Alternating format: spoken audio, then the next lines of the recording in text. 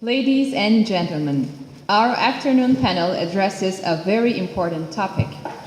How do universities prepare their graduates to succeed in the age of globalization? I would now like to introduce our distinguished panelists and panel moderator. You all know Mr. Latif from this morning. He will be moderating this afternoon. Our eminent panelists are Mr. Jerry Halton, Senior Presidential Fellow at New York University and President Emeritus of the Polytechnic Institute of New York University. Ms. Nina Henderson, Managing Partner at the Henderson Advisory Group. Professor Cindy Jebb, Professor and Head of the Social Sciences Department at the United States Military Academy of West Point. Ms. İpek Cem Taha, the Director of Columbia Global Centers, Turkey, here in Istanbul. Please join me in giving them a warm welcome. Mr. Latif, the floor is yours. Well, we have an extraordinary panel to continue this extraordinarily stimulating day. And I'd like to begin with a very broad question. Do universities have an obligation to prepare their graduates to become competent global citizens? And if so, how do universities proceed? Nina Henderson, you have observed that, quote, to contribute and succeed, a global citizen must embrace a wider lens beyond that of their heritage, end of quote. How do we enable critical thinking and the value of seeking insight/perspective, and how do we overcome isolation and promote greater interaction across cultures and other divides? Well, how long do we have, huh? And I'm sure my wonderful colleagues up here will have lots to say, as all of you in the group. You know, I think we've heard a lot about this already today, but I think it is so incredibly important to be able to look beyond the rose-colored glasses, to be able to open your frame much broader. And you can only have that through immersing yourself in the experiences of other people who look at things in other ways. And there basically are many ways to look at exactly the same thing, but everybody looks at them very differently. And unless you put yourself through the exercise routine of understanding that, you will never make it globally or locally, frankly. And one of the ways in which you can do that, of course, is to prepare yourself through education and become a lifelong learner. Be interested in everything and everyone. What an easy thing to say. But I think your college years can open an incredible lens and make you more interested in other people, in other things. However, it's pretty easy to stay in a box, even in a university, isn't it? I know, for example, at Drexel, where I'm chair of academic affairs, working on behalf of the trustees with the provost and the deans of the colleges, we have a tremendous number of students from China. We always have had, as I mentioned, the previous premier's son came to China, came from China to our School of Engineering. And we have a tremendous issue with Chinese students coming and wanting to stay only with themselves every year. They want to stay with themselves. And we have done many things to try to bring the Chinese students into broader groups of people. Yes, Americans, but we have a lot of Indians studying there. We have many people from many countries. And we think that one of the opportunities here, and we're in a big city, we're in an urban city, and we think one of the opportunities is, again, to expand this lens. So even in a college, I suggest to all of you professors and learned individuals that you have to keep a fingertip on your students and understand how are they proceeding outside of the classroom and their ability to take on the knowledge. How are they proceeding? Are they staying in their own, which is used a lot today, comfort zone? Or are they expanding their ability to experience through other people and other elements? This whole issue of critical thinking, absolutely so important. It's thrown around, and no one really defines it, but I think that the issue is discernment. There's a lot of information out there, as we all know. How does one set up a series of screens within their own mind to determine whether or not things really make sense?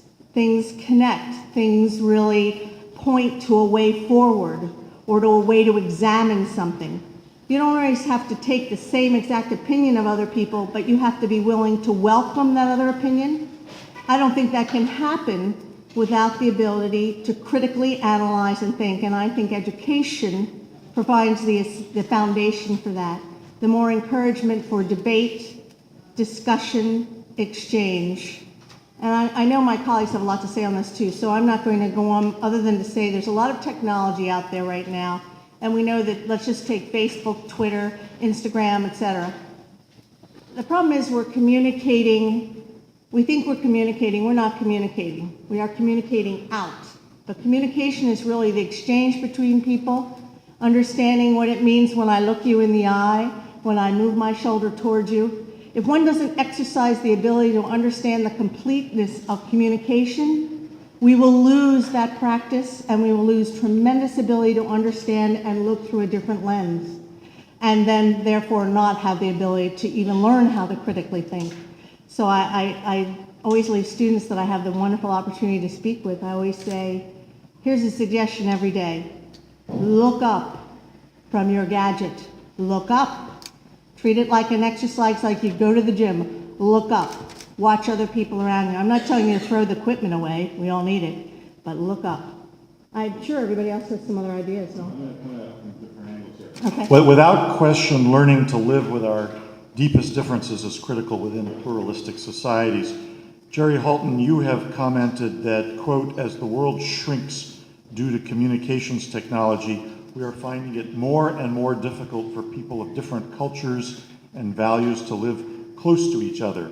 Indeed, violence at this level seems to be increasing, even though major wars, like in the 20th century, have been eliminated for over 60 years. How do we provide the skills and values that help people live in civil, tolerant relationships? Can we do this and still allow personal identity to be strong? What does it take to be a cosmopolitan citizen? Am I on? There I am. Yeah. So, good quote, Noel.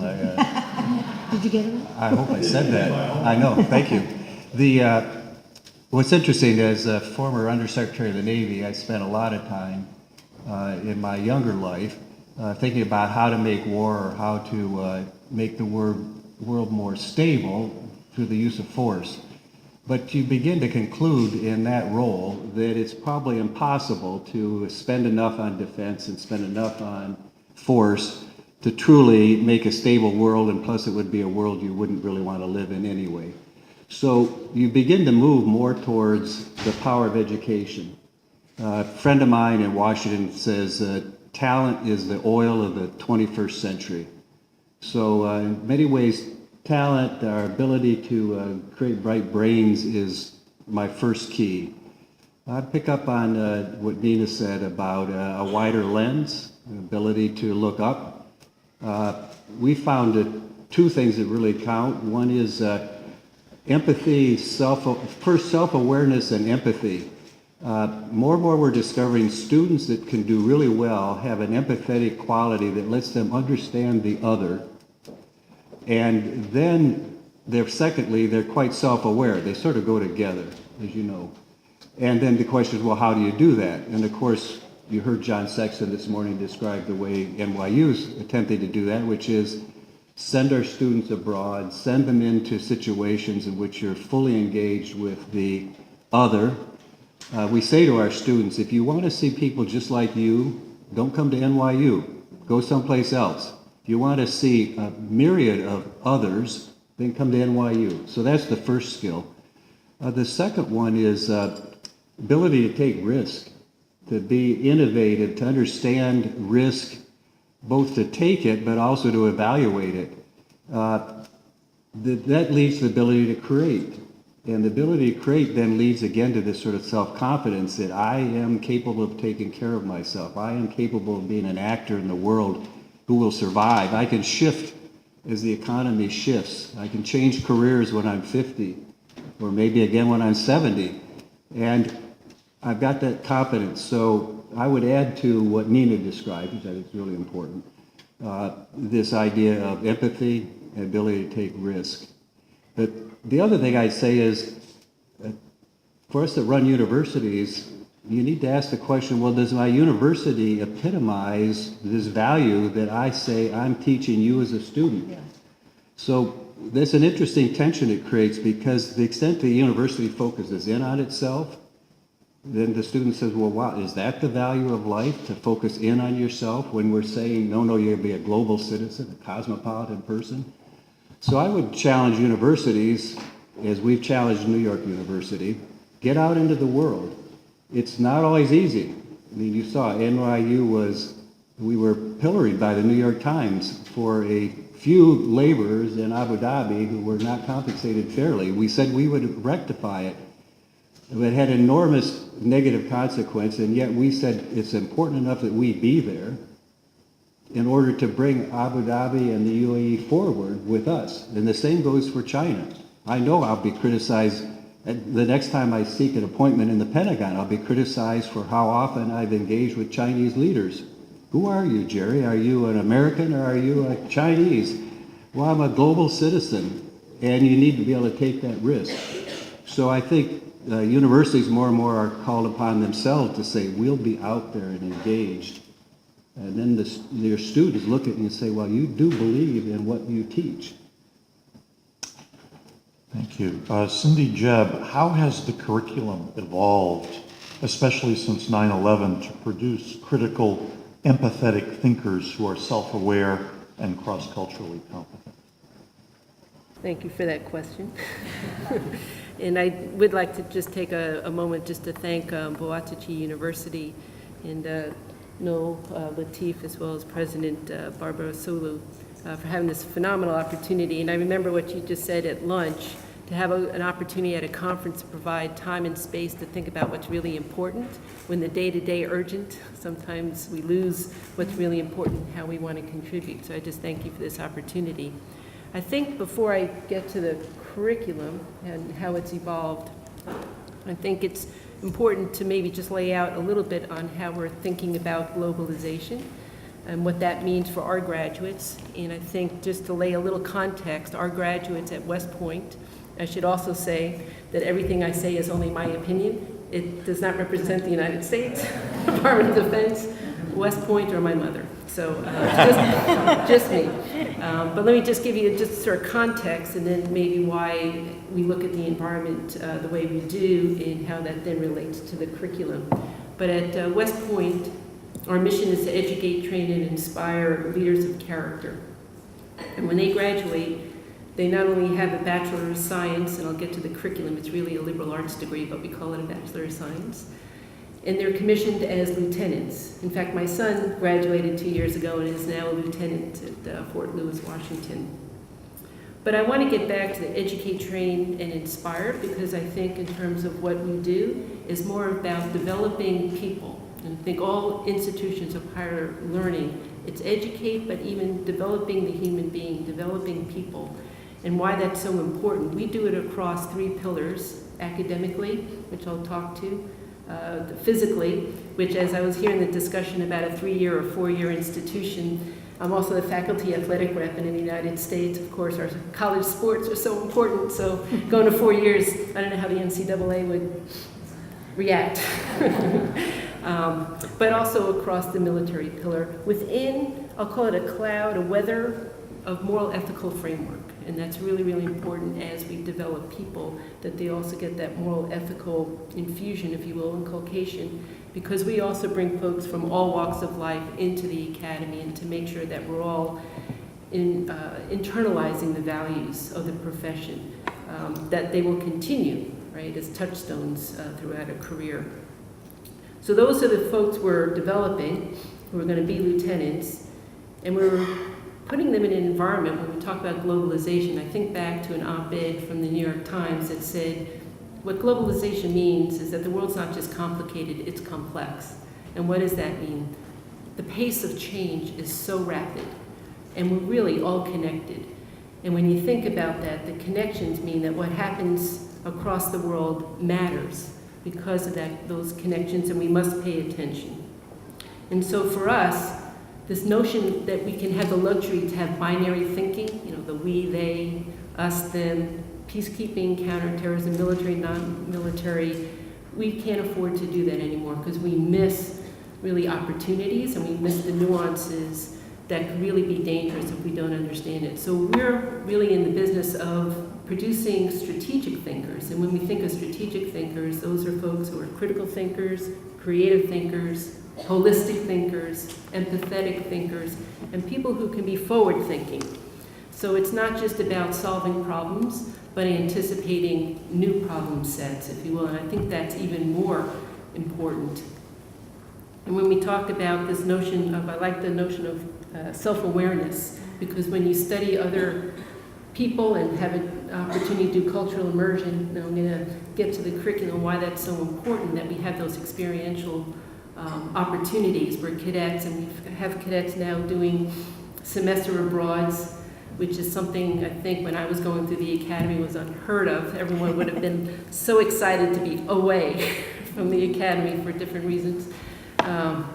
But to have that opportunity to go into developing countries for 3 weeks during the summer and work with NGOs, we feel that's very, very important to build relationships and build that trust, because that happens with individuals. It doesn't happen across organizations, and why that's so important. We have a liberal arts education, so math, science, and engineering, and the other half is humanities and social sciences. And we feel that's a very foundational piece of the curriculum, so that folks are coming out with tools on how to think, not what to think. And the kinds of changes that have occurred, if you will, since 9/11, I'd like to think we've always been doing that, but there's been more focus on it and making sure that cadets have opportunities to not only have cultural immersions all around the world, whether it's during summers or semester abroad, but also within our own society, because we also have to think about a military culture, that you need to be connected with the rest of society, because you don't want to be an insular military culture.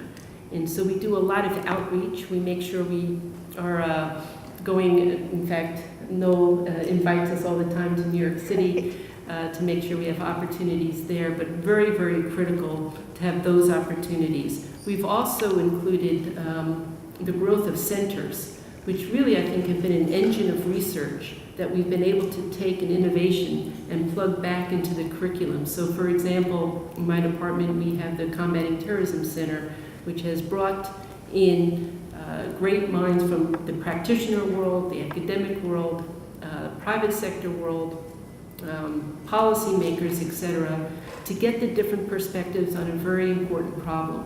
And then we're able to roll that back into the curriculum, but also have access to the kind of information, and this is all open source, which is even better, because we were talking about building knowledge and the ability to build knowledge and put it out there so that others can then take it and gain some more. It's been very, very important.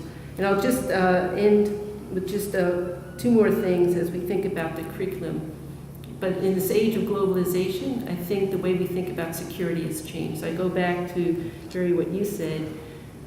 While I'd like to think about Clausewitz and war as a continuation of politics by other means, it doesn't necessarily address the security challenges that we're facing today. So just to give an example, I work a little bit with the volleyball team. A former volleyball player emailed me 2 weeks ago and said that she just got orders that she's going to take her military police platoon to Liberia to deal with Ebola. So when you think of the myriad of challenges that we're asking our graduates, who are going to be just 22 years old, in charge of people and equipment, and with those kinds of challenges, we take it very seriously, that we make sure that we prepare them in the best ways possible. I'll end with that right now. Cindy, thank you very much. I can't imagine a better teacher. Ipek Jem, the Financial Times ran a story last week about globetrotting students. I saw firsthand this growing phenomenon when one of my interns opted to go to INSEAD over Wharton because he wanted to divide his business school career between France and Singapore. How is Columbia University responding to this trend? Yes, thank you, Noel, and thank you to Boğaziçi University for this wonderful convening. Columbia University has, like other great universities around the world, is thinking hard on about globalization and what it means and what kind of response we could give to it. Columbia Global Centers, of which I'm part of as the director of the Istanbul Research Center, and as also working strategically with all the 8 global centers. The global center idea is just one of the responses to globalization that we have. Clearly, our students, whether undergraduates or graduates, are very interested in meaningful global experiences. I know in the morning, in the first address, we talked about, is it academic tourism or is there real benefit? I mean, the meaningful academic experience. And the meaningful experience for us is very important. For that reason, for example, we're trying to, at the undergraduate level, make the global experience of the students both more meaningful, more content-rich, more collaborative, and more local, but at the same time make it need-blind. This is also one of the aspects of being a global university, because it's expensive to send your students abroad, and not every student has the same resources. So global centers, they started about in 2007, and we have now 8 of them in Mumbai, in Nairobi. Usually in Turkey is kind of unusual that we first targeted large geographies like China, Brazil, India, and then we also were in Africa doing a lot of development work, in Nairobi doing a lot of Earth Institute work. Now we're also in Chile and Istanbul, which are, I'm not comparing Chile and Turkey, but still they are smaller geographies. So why this outreach? Because we feel that there's a lot to learn all over, and not only do we have this two-way dialogue between the campus and the global centers, but we also have the dialogue amongst the centers. So we can do joint programming, not just with Columbia University, but we could envision doing joint programming on women in Chile and in Istanbul, which we actually recently did, about women creating change is one of our global program themes. And we recently had a convening of academics, experts, artists, including a gendered memory tour of Beyoğlu, which is something quite interesting. So we look at all this programming, and we not only think the campus and the locale connection, but we also think about the network connection. And the network sometimes multiplies, but sometimes there's not interest to do everything everywhere, because urbanization, could be an issue in India, and it's everywhere an issue, but maybe it's not the same that you would think about in Sao Paulo. Or it could be that in Africa we're doing a lot of Millennium Villages type of work, which may not translate itself to other geographies. So some projects do translate and some don't.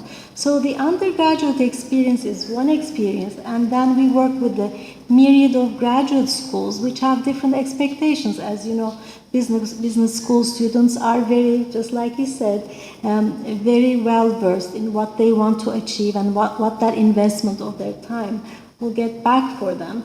And then you also have international relations students, or you have architecture students, or you have journalism students. So one of the challenges of the global centers is how to work with the different schools of the university. Clearly, our university, as many other universities, already have their networks of universities around the world. Boğaziçi University was not discovered by the Istanbul Global Center. It was already a major counterpart and collaborator of Columbia University professors. And so were some other few universities in Turkey. But when we have the global centers on the ground, we can work towards deepening and enlarging some of these programs. We also have a movie. I don't know if you have any time to show it, but if there's any time left, we could show it, or we could skip. But we'll see how we're doing on Yeah. time. Mm-hmm. Thank you, Ipek. I think we can stipulate that what makes universities great is the quality of their faculties. Students come and go, administrators, even inspired ones, come and go, but a university's faculty provides continuity. Cindy, how do we approach faculty development that enables the delivery of world-class education designed to prepare graduates to effectively operate in an increasingly globalized world? Thank you, Noah. I probably first just need to share our faculty model is probably a little bit different than other universities. So we have, we like to call our faculty model the blend of excellence. So we have a military and civilian faculty, and we have a junior and senior faculty. The rotating military faculty, and that I think is the center of gravity, what really counts here at West Point. They are the captains that we sift through. Quite frankly, I'm looking at now, just for my department, we have 100 files of captains who want to teach at West Point and teach in the Department of Social Sciences for 12 slots. So our job is to get the best folks in because they're going to be the role models for the cadets. They're the closest folks who've had the recency in the operational field. We then take them and put them in the best graduate school programs. So the really wonderful thing is, and this is the untold story of West Point, they're my focus, to be honest. They are my focus because they're the ones who are going to come in, going to teach and mentor cadets, going to professionally develop themselves with their own scholarship, and then go back out and be the senior leaders in the Army. Frankly, my job is to make sure that at some point I'm calling them sir and ma'am. I want to see them excel. So for them, we bring in those folks. We also have, and they come in with all different schools, so very diverse. We also have a 25% civilian faculty who really give the deep expertise and collaborate a lot with those folks who are coming in. And we make sure that we do the talent management, and I've heard that term a couple of times, the talent management, not only bringing them in, but making sure that we're tailoring their time on the faculty based on their aspirations and talents. And then my job is to make sure that on the way out, that they're going to be placed in positions that are going to value their talents. It's one thing to know that they are talented, but I want to put them in a position where their talents are valued, and then they can go off and do great things from there. Why that's so important is because they have the knowledge of what those cadets are going to face, and the connections and the role modeling and the mentoring that occurs is just as important in terms of the disciplinary knowledge that they're going to get as well. So that, in essence, is our focus in terms of faculty development. I want to make sure that they also, those rotating faculty members, have a chance to flex their muscles outside their comfort zone. A lot of that time is making sure that they have an opportunity to do their own scholarship and explore in areas that they might not would have had an opportunity to do, so that when they go back out to the Army in operational and senior levels, that they've had that broadening experience, have connected with their counterparts in graduate school. And quite frankly, it's been a retention tool over the last 10 years because officers want to go to graduate school. They go to graduate school, then we know they're going to stay in a little bit longer, and actually it's a great way to keep talent in the Army to make sure that we have the best folks out there making these important decisions. Thank you. Nina, do you want to comment on that? Yeah, I think a very interesting thing over the last 15 years of being involved in the university has demonstrated to me faculty development is absolutely crucial. I mean, everybody who's a faculty member here, they're experts in their subject matter. But we all know sometimes being an expert in your subject matter doesn't make you a good teacher or translator of the subject matter, correct? And some people have the gift. Other people, they learn the gift if they apply themselves. So the interesting thing at Drexel, we've done a number of things. We have 120 elective courses about teaching. Courses. They're like 2-hour seminars. We have our professors across all 13 colleges electing to take these. We also, among our students, do polling, and the professors have said, and our teaching faculty and our adjuncts have all said, we don't mind this. We have the students rate how the professor is as a teacher. We grant no tenure at Drexel unless they have to be very capable in their subject.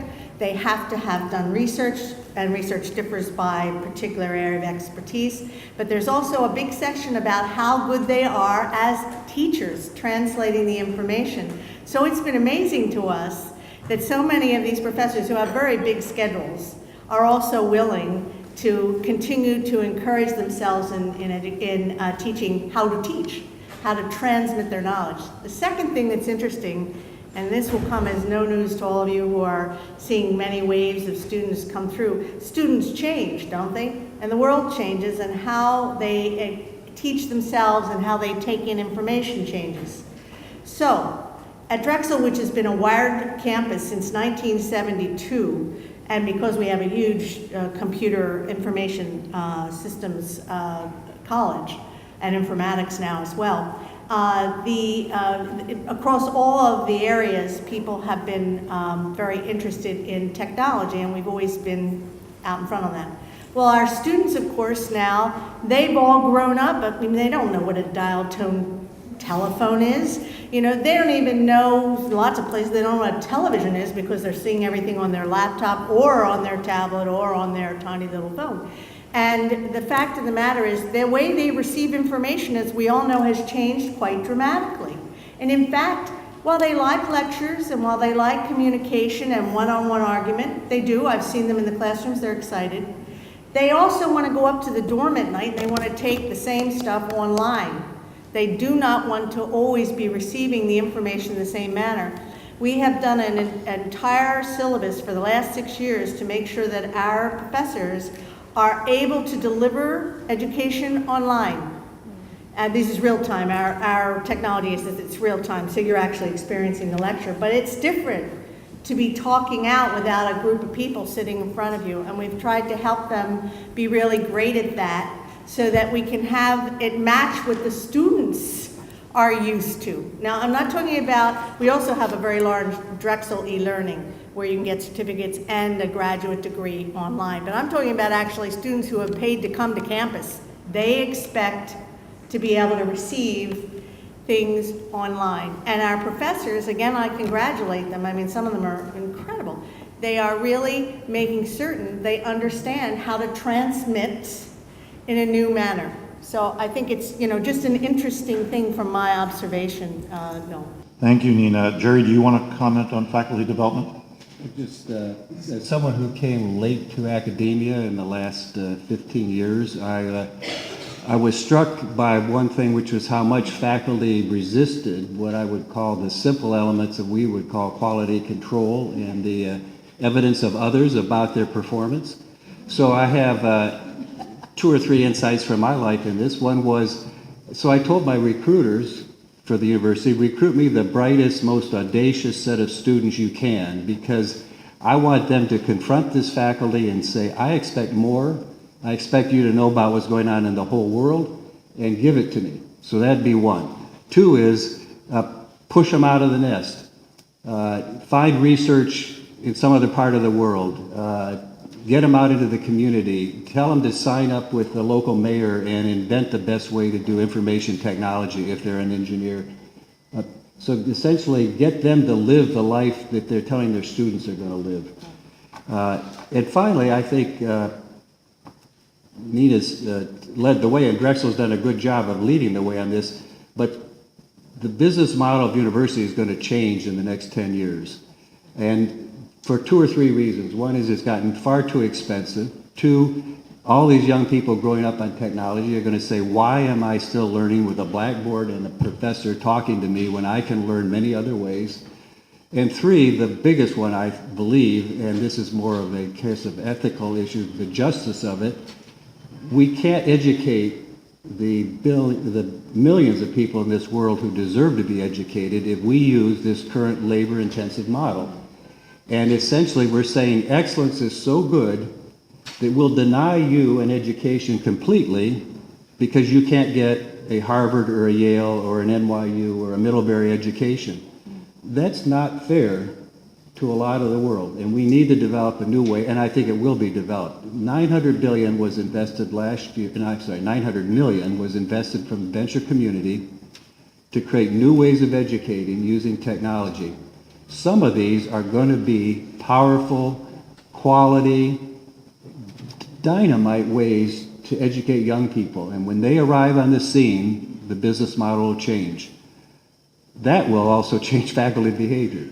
They will begin to see this new world, and I think they'll learn to love it because they love teaching, but it'll be different.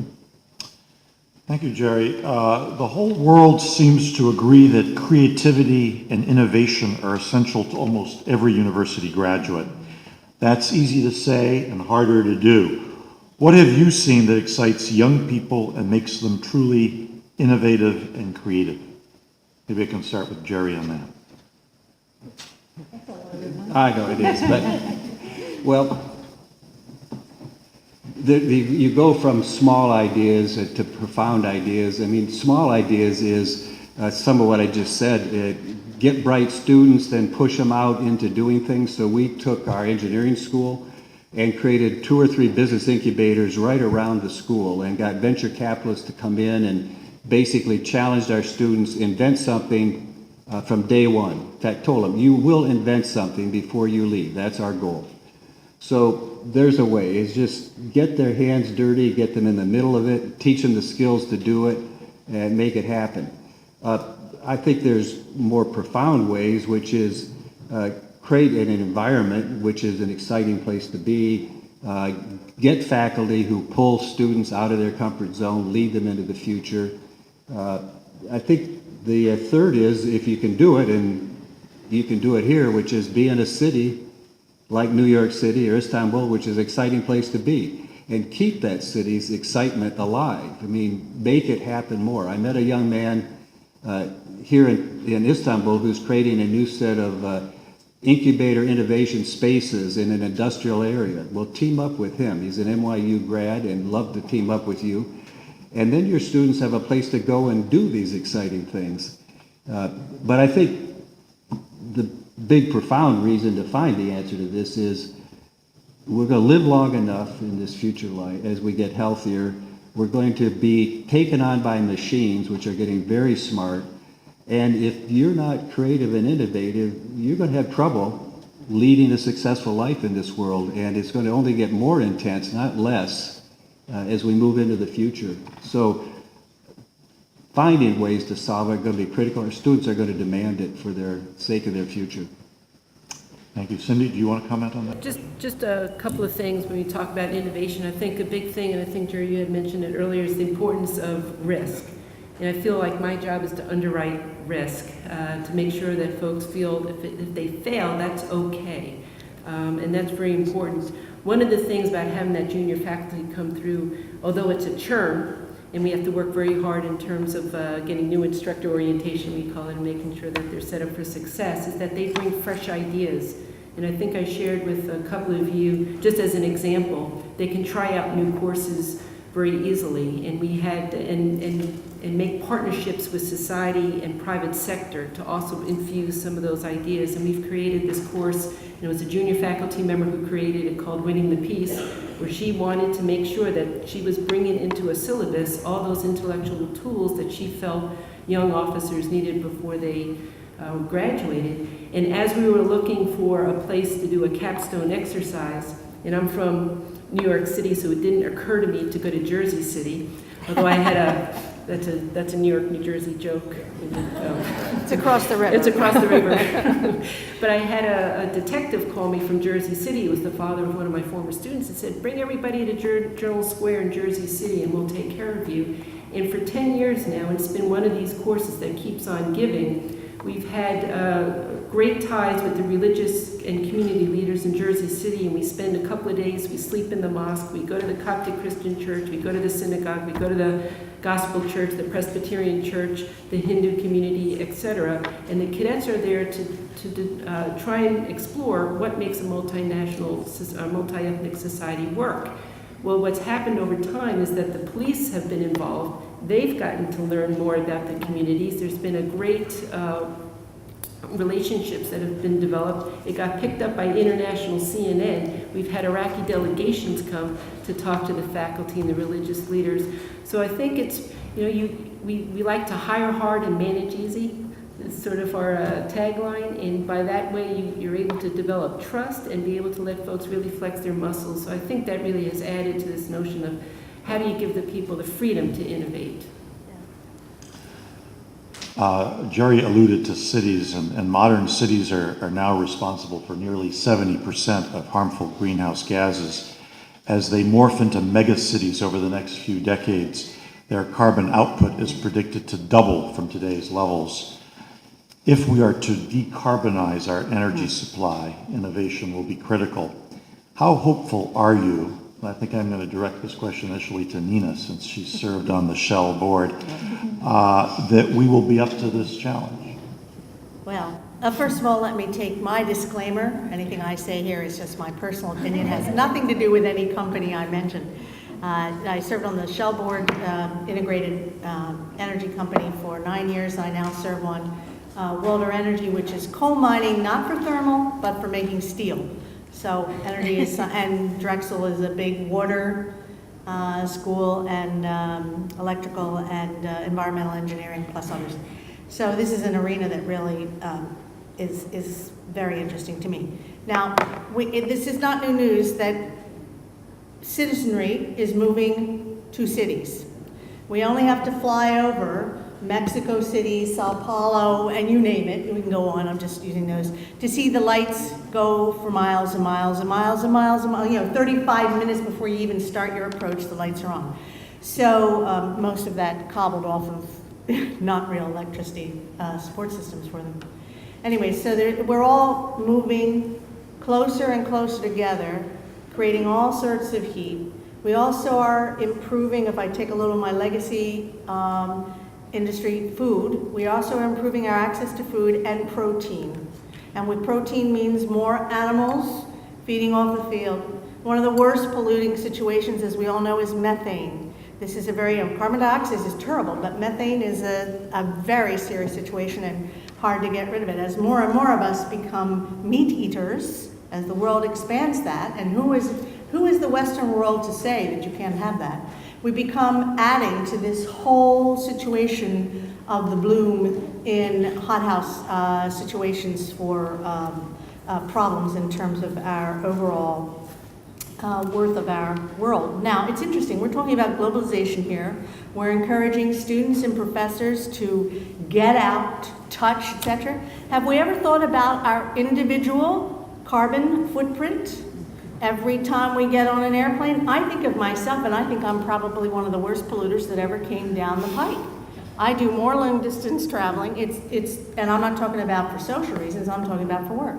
So, I think in a way, we have to infuse in people's notion that we're all in this together.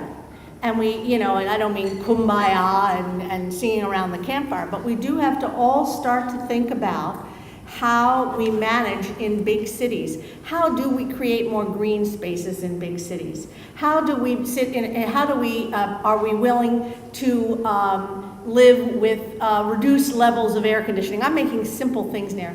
Do we remember that every time we leave every single computer and appliance and electrical gadget on in our house, that we are using tremendous amounts of electricity, which is fired either by coal, natural gas, etc.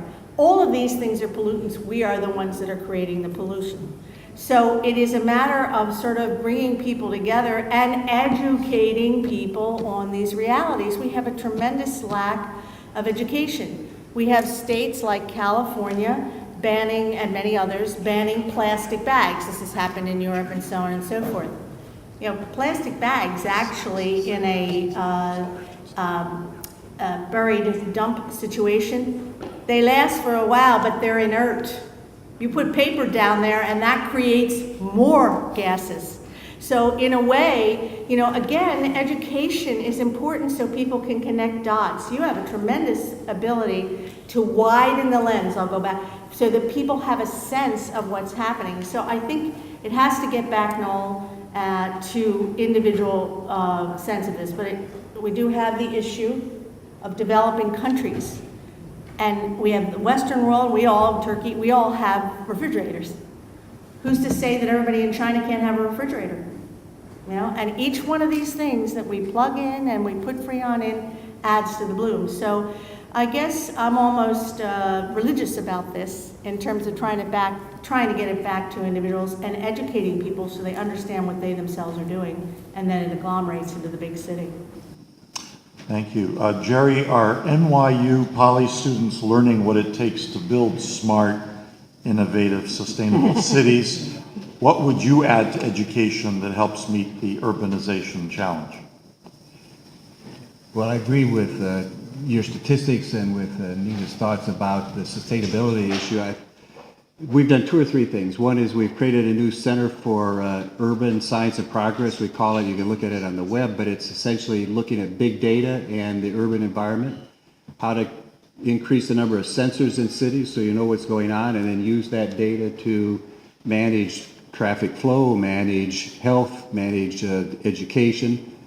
You're seeing other cities like Barcelona puts in a 10 gigabyte optical network to all the museums, so that now the museums can be connected to the schools, so that the contents of the museum are easily accessible to all the students in the schools.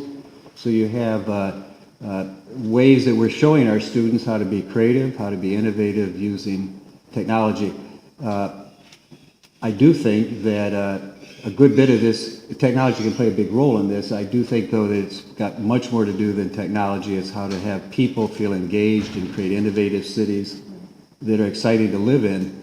And one of the things I say to our students is this: over the next 20 years, about 2 billion people will move into cities, and we'll build cities for them to live in. If we build those cities poorly, congested, polluted, uninnovative, you've essentially saddled the world for the next century with poor cities, and the results are going to be tragic, not only for the individuals, but they're going to lead to the kind of competition, warfare, dissatisfaction with life that leads to warfare. The alternative is build cities which are fun to be in, are clean, aren't congested, create jobs, and you've got a much different picture of a world that's much more exciting to live in and one we would like to live in. So one way I try to challenge our students is say, think of that difference, and I'm going to check in 20 years and see how you did. And the report card's going to live for a century. So this is not a case of do it right and then repair it. Built once, it's going to be what we live with. Thank you, Jerry. Ipek, I know that Columbia has taken the lead in this area as well. Earth Institute and Jeff Sachs, actually Jeff was here a couple of months ago launching the Sustainable Development Solutions Network for Turkey, which is a council of universities which will be led by Boğaziçi University, essentially having the foothold in Turkey and the region about the very issues that my fellow panelists have been talking about. We look at urbanization from a variety of lenses. Obviously, our engineering school is very much engaged with work on the smart city. Our School of Architecture has a model which is part of the global centers, which are called Studio X's. Studio X is an urban laboratory where you end up discussing anything from sustainability to social issues to, we were discussing prisons and public space. So we have a Studio X in Istanbul, actually. I know Craig has been there and several others. Studio X is in Karaköy, so we have actually 2 research centers. And this is an outpost of the School of Architecture. I guess I just wanted to comment also on the creativity and innovation part, which is so essential. And like my fellow panelists mentioned, exposure also creates both networks and a new way of thinking about things. So when, as a student, as a young person, or even as a graduate student, you get these exposures early on, and I think your brain light starts to light up in different directions.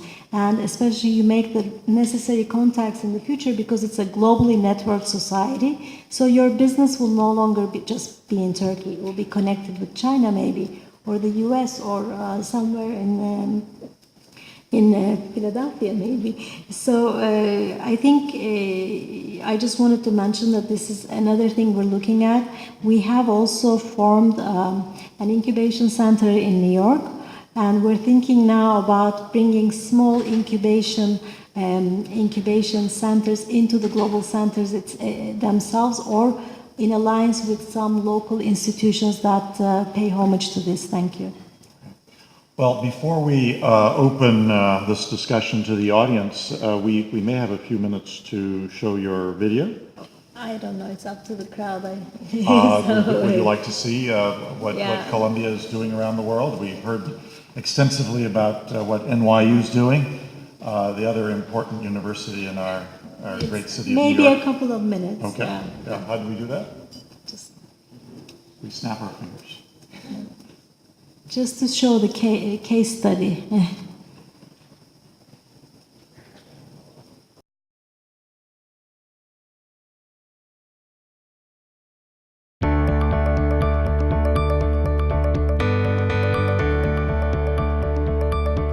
Columbia is asking itself, what does it mean to be an institution of higher learning in the 21st century?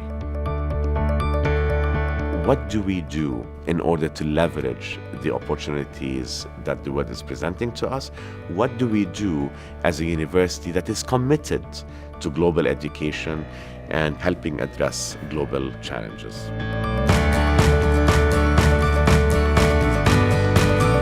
Some universities' strategy is to set up branch campuses. We've decided not to do that. How do we do it? Provide people and places around the world to help our students and faculty to experience that new world.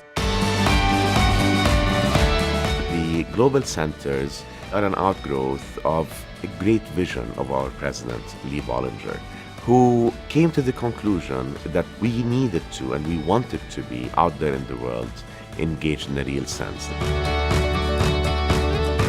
We do not invest in brick and mortar. We do not recruit students. We do not hire faculty. All of the global centers are meant to grow organically, based on the interests of our faculty and students and on the opportunities presented through the global centers in those regions, countries, and cities where we operate. So we now have, after 3 years of work, global centers set up in 8 cities of the world. Paris, the European Center, Istanbul, Amman, Jordan, Nairobi, Mumbai, Beijing, Santiago, and Rio. They're ready to go. They have very sophisticated leaders. These centers are not easy to explain, and if they were easy to explain, then perhaps they would not be as creative, as innovative, as promising as they actually are. But part of it is, let's get out there, let's build the infrastructure, let's create the incentives, and let's promote and facilitate, and let's see where it takes us. There's so much give and take that's taking place, and that's all about learning, and Columbia is about learning. Our model is about engagement. It's about learning with, learning from. Well, there's a great important change that's taken place in terms of curricular affairs at the college, and that is for the first time, Columbia undergraduates are going to be able to take a portion of the core abroad. The faculty have decided that there would be 2 courses, art humanities and music humanities, that could be taught in the global centers. So when you're taking a course and spending 9 weeks in Jordan or 12 weeks in Kenya, okay, and those are real examples, you are traveling there with your faculty. And the work that you are doing there is connected back to your coursework here on campus.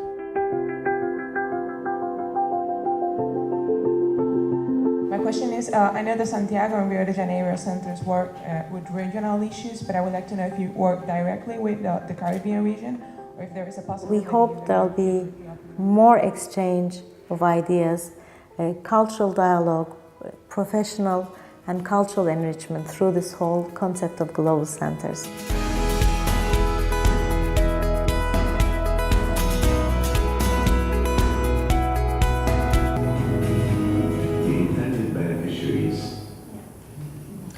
Well, thank you very much. It's a wonderful clip. So we'll now open it up to the audience. I know that Dr. Nair Kirdar has a contribution to make, so I'm going to resort to the Socratic method and ask him to be the first.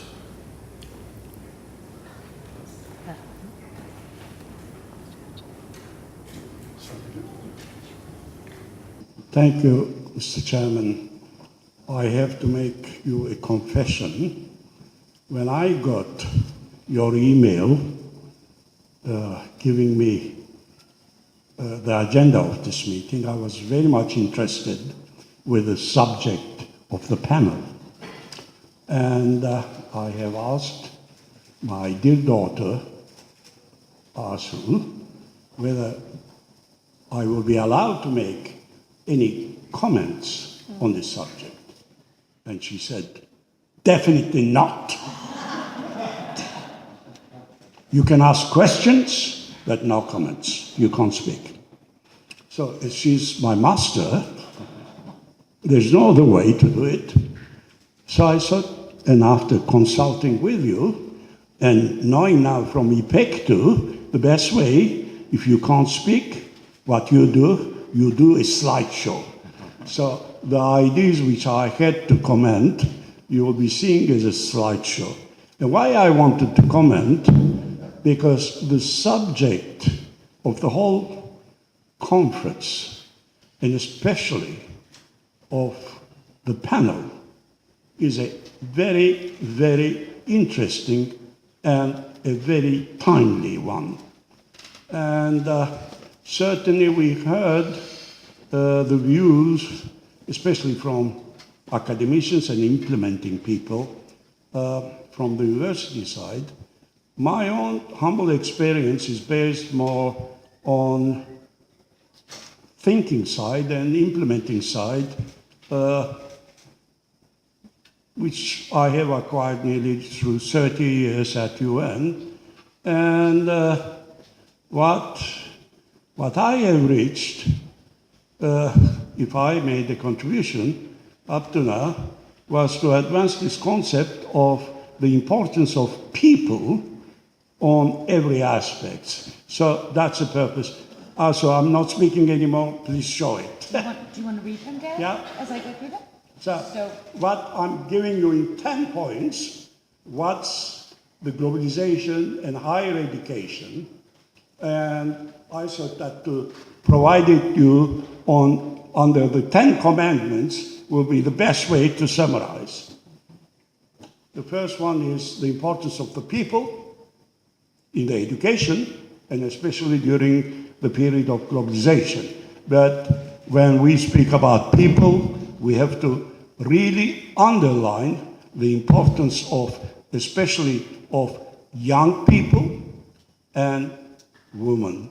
And this is very opportune, especially in those countries which are going through what we call the development process, where women are nearly kept away from that.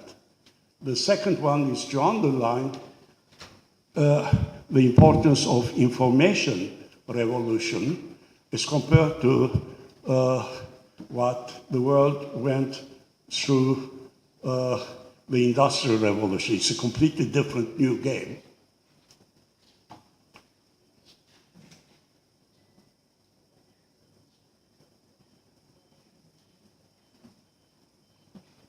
The third one is the importance, what's the success?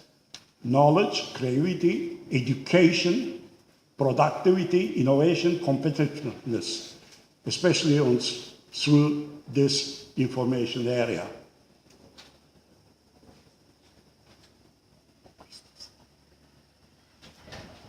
Well, I don't need to make any comments on that. You can see it.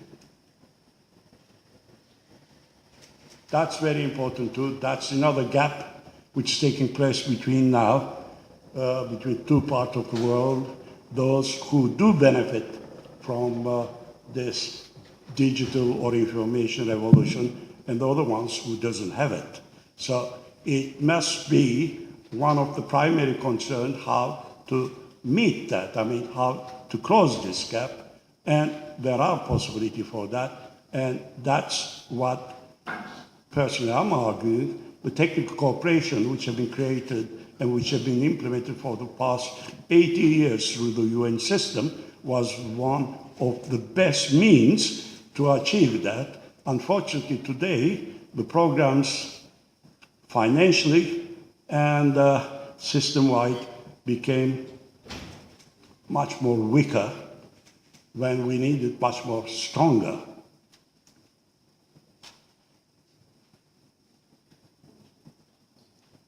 Now, this is, in my view, the three ways how the new information revolutions would affect our life, especially the human life, by enhancing the human education, skills, knowledge, capacity, creativity, increase productivity, which is one of the key.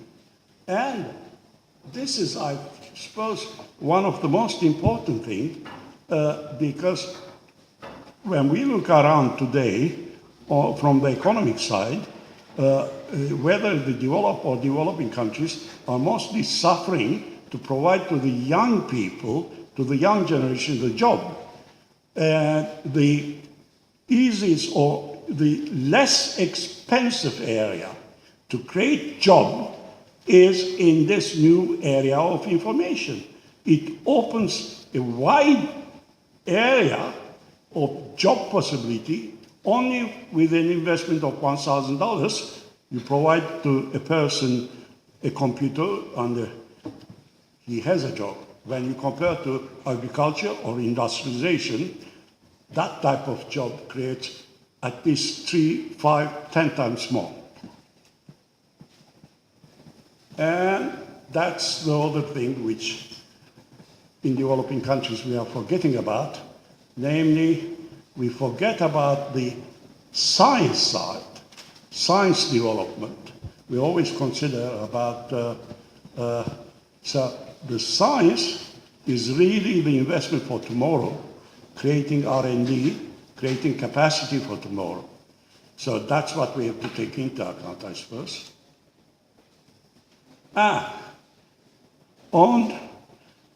For instance, UNESCO for years, when they were talking about education, one of the measurements was certainly the rate of literacy rate. And definitely that will be changed, or it is already changed. From now on, it will not be to be based on the literacy rate, but on computer literacy rate.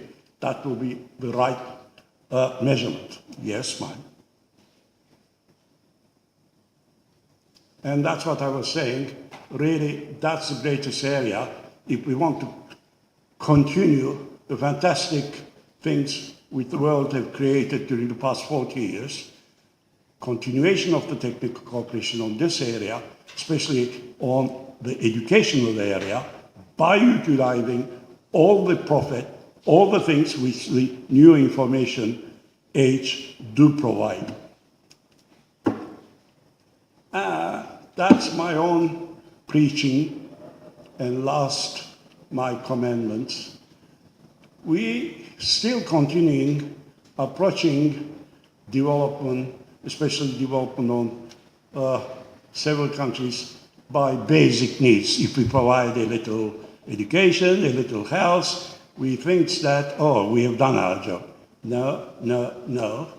I think that the real measurement should be seen how much we are contributing in investing in people to develop themselves. That's the key which we have learned, and we should learn, we should share, and we should invest on that idea. Thank you very much, Mr. Chairman. Thank you.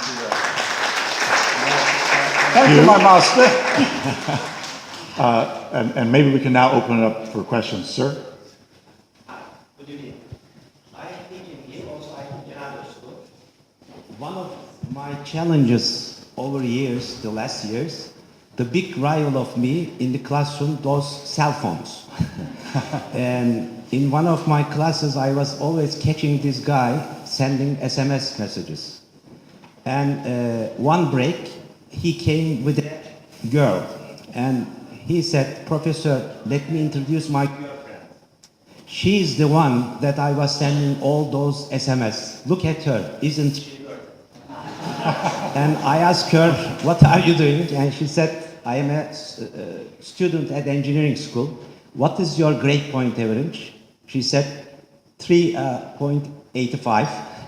And ours was 1.98. And I said, "It's worth it." So what is the biggest, what is the good solution to fight this, I call it cell phone fetishism? Do you have any recipe? Look up. Look up.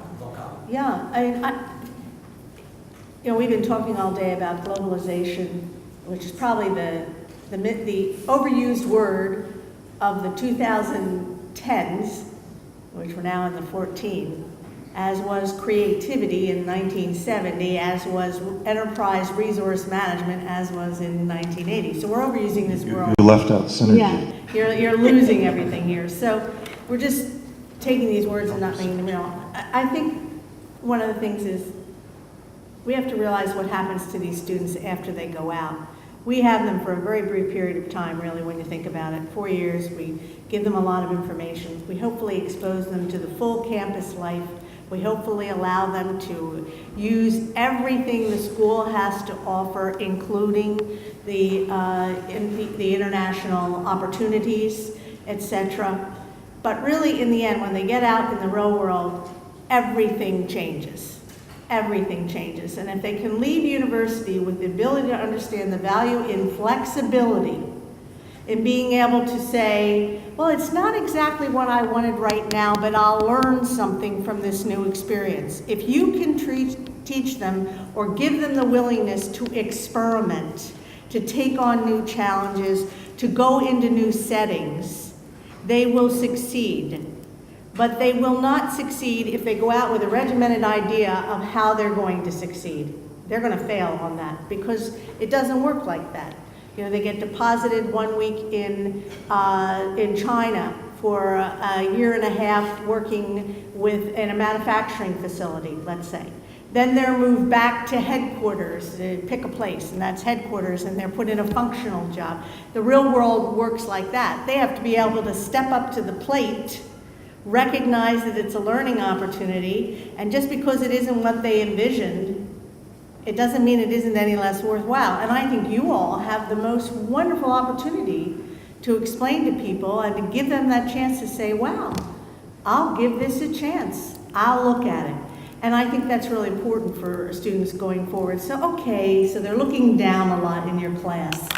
So say to them, okay, anything interesting on that box? I'd make a joke out of it. Bring them back to the present and also remind them that they can't spend too many meetings looking down at that machine, because if you're not paying attention to everybody around, you're going to miss an important negotiating point, a significant issue on an mergers and acquisition, a bad contract element, or lose an opportunity to demonstrate to your supervisors that you can take on a new activity. I think the college environment is the perfect environment to challenge people to accept new opportunities. Does that make sense to you? Yes. Yeah. I think we have time for one more question. Well, we'll take two more. Maybe we can ask both questions. Thank you. My name is Ilhan Or. I'm director of the Graduate School in Sciences and Engineering at Boğaziçi University. I would like to thank every organizers and participants of this great workshop. It has been really great day, and we learned a lot. I would like to make some comments on this was a very important panel. I got some very interesting ideas from here. One thing that was not underlined that I would like to focus on is how the ability of students learning from one another.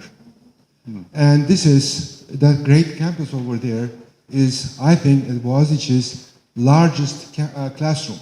It works like a magnet and enables the students to learn from one another.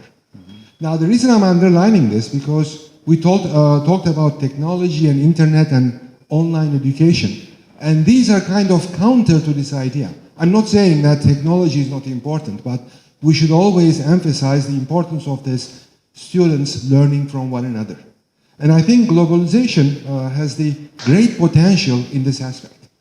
Globalization enables students to be exposed to other cultures and learn from other cultures' students. Having said that, I'd like to focus on a few terms that was talked about in this panel. Two that needs to be opened up, or at least food for thought. The one is talent. What is talent? Is it just the expertise in a certain area, or ability to express yourself, or to tolerate, etc., etc.? So I'm not giving a definition here, but it's a very important term that we should think about in this age of globalization. The other is, again, it was mentioned in the panel, the meaning of global experience. Again, this is something that we should think about. What do we mean by global experience? Again, maybe just exposure to other cultures would do it, but something to think about. Finally, one term that I don't really agree on, global citizen. I wish we were at the point of global citizenship, but we are not there. I mean, global citizenship means commitment to the world as a whole instead of individual countries. We are not there yet. I hope we'll get there sometime. But I would rather use the term such as global outlook or global education. And in that context, a few things that I would like to underline that was mentioned, some of them were mentioned here. Ability to take risk, I fully agree. Ability to create and innovate, I fully agree. And two things that were not really focused on, but I would like to mention. One, to listen and tolerate to others' ideas. And the other is to be able to convey your own ideas. And globalization, in whatever context we talk about it, either in the context of a network of universities or student exchanges or circulatory systems, as long as it serves these purposes, I think it's great. Thank you very much. Thank you. I think you had some comments. So the impression I got, and it's a reality, that there is globalization and the universities should respond to that. There is change in technology which should reflect itself in how we do our job at universities. So I'm wondering whether it's also the job of the university to sort of take it out of the context and see whether really it needs to respond that quickly and that comprehensively to changes in technology. So I felt very depressed because it seemed like the faculty members should learn to deliver their lectures on YouTube or whatever, otherwise they're going to be extinct. So I was wondering what you think, whether it's archaic to think that universities maybe should be more conservative about those things, and how quick they should be in responding to those technological changes. I'm going to defer to Jerry, but I just want to inject one thought that doesn't really respond immediately to your question, and that is that when I joined my organization 19 years ago, I was being urged by my board of directors to take our printed materials and put everything online and to not have printed materials. And I remember being in Davos, and there standing side by side was Bill Gates and Michael Dell, and I forget who the third person was. And I walked up to them and I said, you know, I'm under a lot of pressure to cease print and go directly to the internet. This is 19 years ago. But most of my audience, many of our members, actually 80% are older people who have still not made the transition to the internet. And you know what what Bill Gates said? He said, it's called versioning. He said, you have to have multiple versions. And that way you hold on to the people who still insist on print, but you have a version that's available online. And that's what we have done, and I think we've been able to expand. So I guess I'm just saying you have to do these things incrementally, though there are others who do not follow that prescription. Jerry? Well, I think it's one of the big questions of the decade for universities. If you look at the music industry, their debates were 15 years ago just like this. Don't worry, we'll absorb it, we can handle it, and it disappeared as we knew it. Came up in a new fashion. And music is paid for in a whole different ways, and it's probably what totally changed the industry. If you look at real estate, it's changing. There's a lot of industries that are being affected by this. So the way I look at it a couple of ways. One is if there's $900 million of venture capital looking at new ways to educate and teach, that's a lot of talent looking at a new system. I'd be careful. At least I'd watch. At least I'd be incremental. Two is we took a vote in a session we ran, about 200 NYU faculty members, and asked how long do you think NYU can continue to be a high-priced, high-quality university not using technology to teach. The vote was, raise of hands, at 10 years, no one thought we could last longer than 10 years with the current model. Half the audience thought we had less than 5 years to change. So if you're just looking at how faculty see the future, they're concerned. So my advice is certainly experiment, certainly have plan B ready. And finally, I don't disagree. The human quality of the relationship in a university is critical. The research function is critical. The question is, what role does technology play, and how do we take the piece that's not technologies? I mean, there's an enormous amount we could do in the classroom that would be better if the rote learning, if the basic facts were already absorbed through a relationship with a machine. And we do that in other parts of our life, so why not in education? So I think, first, take it seriously. If you don't, it may be 20 years from now we discover universities survive. You can say, Jerry, you're worried too much. But if it doesn't come out in your favor, you're going to say, wow, that was a really tough decade and we're gone, like the music industry. Your students are your customers. You have to understand your customers' needs and how they receive their information. If their information ability is definitely related or connected to receiving some of it, all of it, a piece of it in technology, one has to accommodate to that. So I think it's an understanding, again, of an in touch with your student, how they're learning, how they're absorbing, how it fits in their lives, how it will fit in their professional lives. So I wouldn't be afraid. I think that's a good thing. It's not got to do with afraid. I would be really understanding the change in my student/customer, what I need to make them interested and stay with me to learn.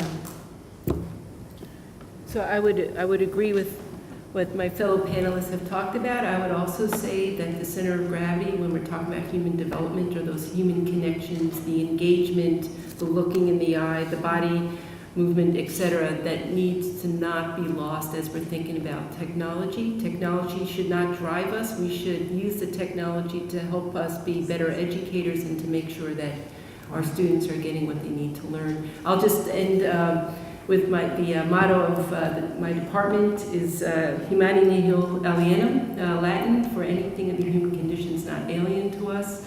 And if you ever want to see a great explanation of that, Maya Angelou on YouTube, use technology, talks about the fact how this poet, Terence, came up with this, in one of his works, came up with this phrase, and it really meant, and I think this gets to the bottom of what we've been discussing, is this notion of empathy, and that there is, when we see terrible things happening, we can never say, I can never do that. Yeah. Because a human being did that. And it's very, very important to understand our own vulnerabilities before we can move forward. On the flip side, when you see fantastic things happening, that should also give pause for especially students to know, I can do that. A human being did that. So I'll just close with that, but I would just emphasize the human-to-human contact can't be lost in this. Much else has been said, but I just wanted to say you can't stop the water from the hilltop reaching the bottom, so you just have to kind of go with it, and the universities have to keep monitoring how this affects the way people live and the way people connect with others. Ladies and gentlemen, please join me in thanking this extraordinary panel.